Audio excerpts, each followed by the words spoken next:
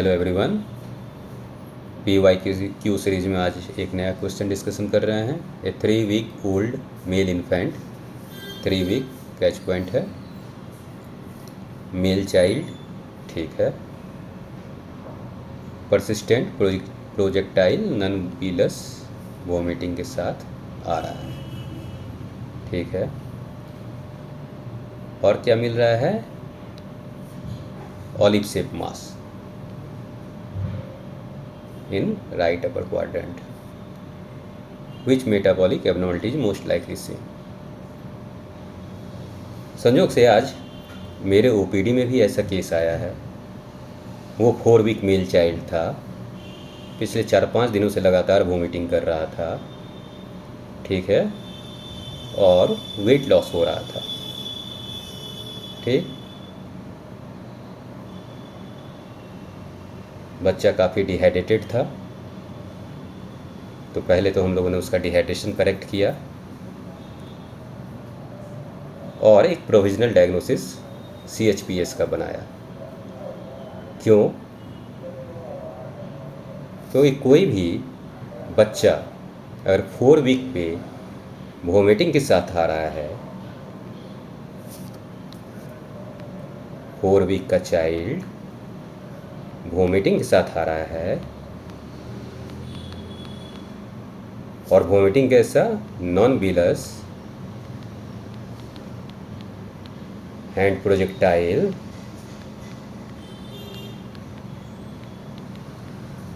तो आप आंख बंद करके इसका डायग्नोसिस CHPS बना सकते हैं। इसको IHPS भी कहते हैं, इडियोपैथिक हाइपरट्रॉफिक पाइलोरिक स्टेनोसिस। क्यों? क्योंकि इसका कोई रीज़न नहीं पता चला। कुछ डिटेल जान लेते हैं, क्योंकि इसमें हमेशा बहुत क्वेश्चन पूछा गया है। हमारे ज़माने से क्वेश्चन पूछा ही गया है इसमें, पिछले 7-8 सालों से बहुत सारा, हर एग्ज़ाम में।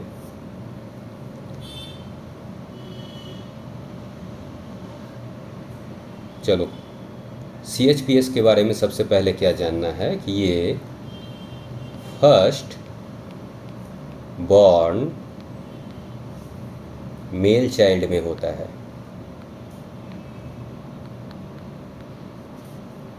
ठीक है, और मेल टू फीमेल रेशियो 4:1 होता है।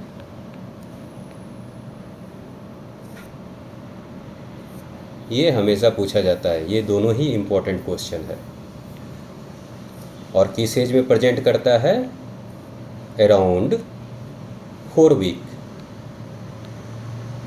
ठीक है। मेल टू फीमेल 4:1 प्रेजेंट करता है अराउंड 4 वीक। रेंज होता है 3 to 6 वीक। सभी बहुत बार पूछा गया क्वेश्चन है, बार बार पूछा जाता है ये चीज़। CHPS में होता क्या है? सर्कुलर मसल का हाइपरट्रॉफी होता है। पाइलोरस में जो सर्कुलर मसल है उसका हाइपरट्रॉफी होता है।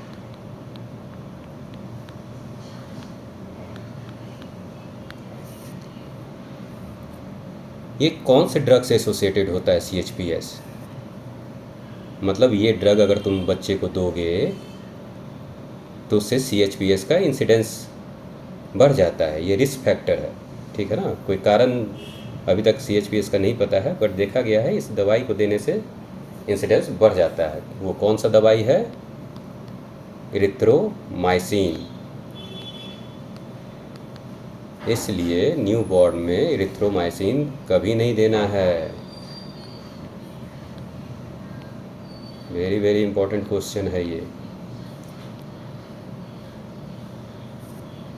इसका कॉम्प्लिकेशन क्या है?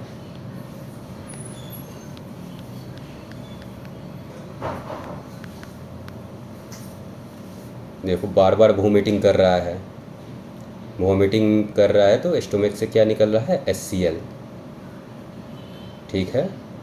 H+ का लॉस हो गया तो मेटाबॉलिक एल्कोलोसिस हो गया। शरीर से H+ कम हो गया, H+ एसिड है, एसिड कम हो गया तो एल्कोलोसिस हो गया। साथ में Cl भी लॉस हो गया तो क्या हो गया, हाइपोक्लोरेमिया।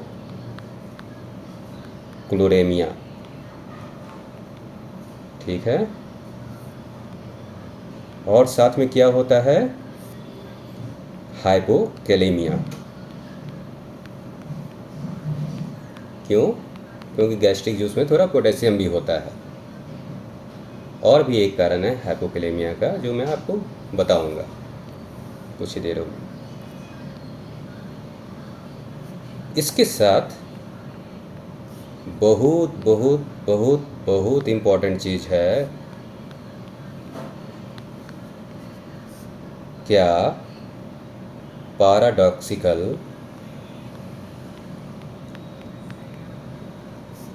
एसिड्यूरिया। इनफैक्ट अगर कभी भी आपको CH+ दिखे तो आपके दिमाग में हमेशा पैराडॉक्सिकल एसिड्यूरिया स्ट्राइक करना चाहिए। एग्ज़ाम में इतना पूछा जाता है।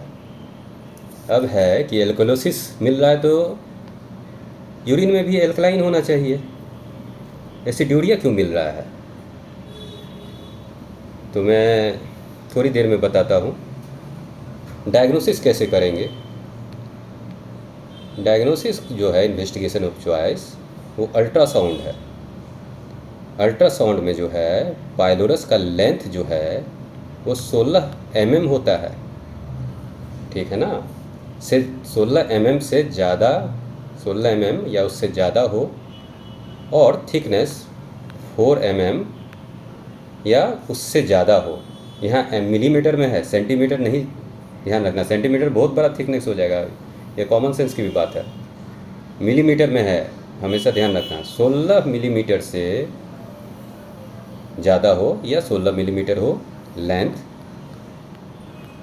और थिकनेस 4 mm या उससे ज़्यादा हो, तो डायग्नोसिस कंफर्म होता है कि CHPS है। ठीक। ट्रीटमेंट क्या करते हैं इसमें? ट्रीटमेंट का जो प्रोसीजर का नाम है, उसका नाम है रामस्टेड्स पाइलोमायोटोमी।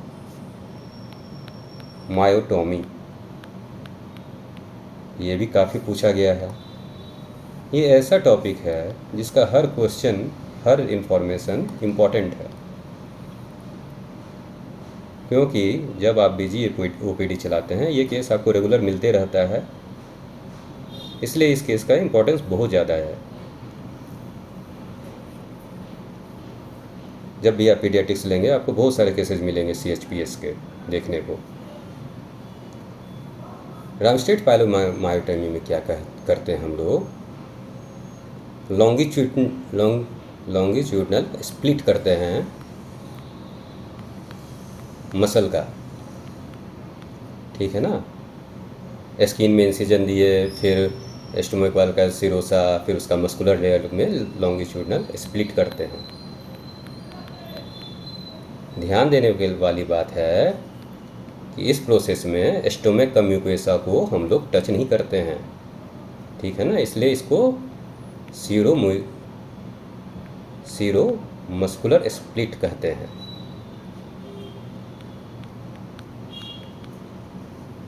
म्यूकोसा को टच नहीं करते हैं। ट्रीटमेंट का प्रोसेस रामस्टेड पाइलोमायोटोमी, म्यूकोसा को टच नहीं करना है। कैसे करते हैं? मसल को लॉन्गिट्यूडनली स्प्लिट करते हैं। अब क्या है कि पैराडॉक्सिकल एसिड्यूरिया क्यों मिलता है?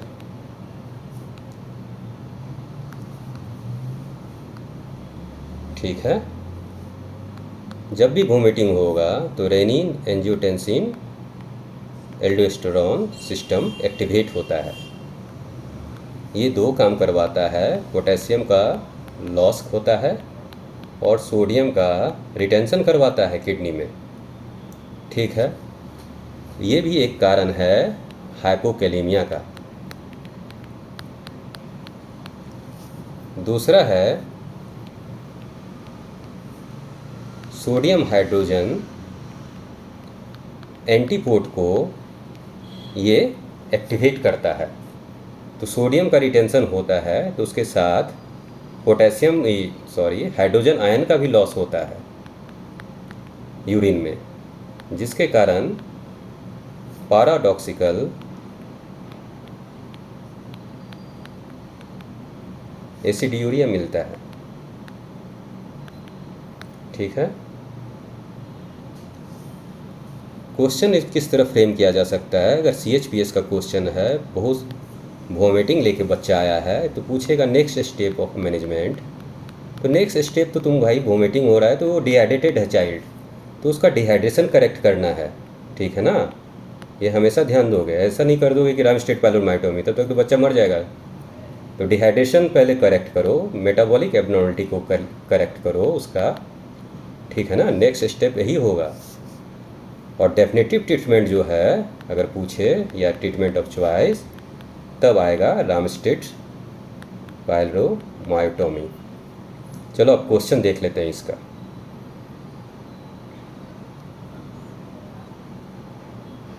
Three week male infant, persistent projectile, non-villous vomiting, olive shaped mass is palpable in right upper quadrant। ठीक है, ऑलिव शेप मास राइट अपर क्वाड्रेंट या एपिगेस्ट्रिक रीजन में मिलेगा तुमको वोमिटिंग के बाद। हमेशा नहीं दिखता है, वोमिटिंग के बाद मिलेगा या रिलैक्स चाइल्ड में मिलेगा ऑलिव शेप मास।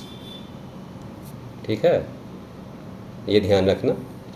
मेटाबॉलिक एब्नॉर्मलिटी कौन सा होगा? ये कह रहा है मेटाबॉलिक एसिडोसिस। मैंने बताया H+ का लॉस होगा तो एल्कोलोसिस होगा, गलत हो गया। हाइपोक्लोरामिक, हाइपोकैलेमिक, ठीक है, HCl का लॉस हुआ तो Cl कमा तो हाइपोक्लोरामिक, पोटेशियम का लॉस हुआ हाइपोकैलेमिक, H+ का लॉस हुआ मेटाबॉलिक एल्कोलोसिस। ये तो सही है। फिर कह रहा है हाइपोक्लोरामिक, हाइपरक्लोरामिक, और Cl का लॉस हो रहा है तो हाइपर तो नहीं होगा, H+ का लॉस हो रहा है तो एसिडोसिस तो नहीं होगा। और कह रहा है रेस्पिरेटरी एल्कोलोसिस, ये भी है, ये तो मेटाबॉलिक है। ठीक है ना, मेटाबॉलिक एल्कोलोसिस है ये, तो कंपनसेट में तो रेस्पिरेटरी एसिडोसिस होगा, है ना। तो ये भी गलत है, ये भी गलत है। इस स्टेटमेंट के साथ ये हमेशा मैंने कारण बताया है, साथ में हमेशा याद रखना पैराडॉक्सिकल एसिड्यूरिया। कारण क्या है मैंने तुम्हें बताया है। ये बहुत ही इम्पोर्टेंट टॉपिक है, इसको कभी इग्नोर नहीं करेंगे। और इस ईयर या तो नेक्स्ट ईयर आपको एक क्वेश्चन आना ही है इस पर।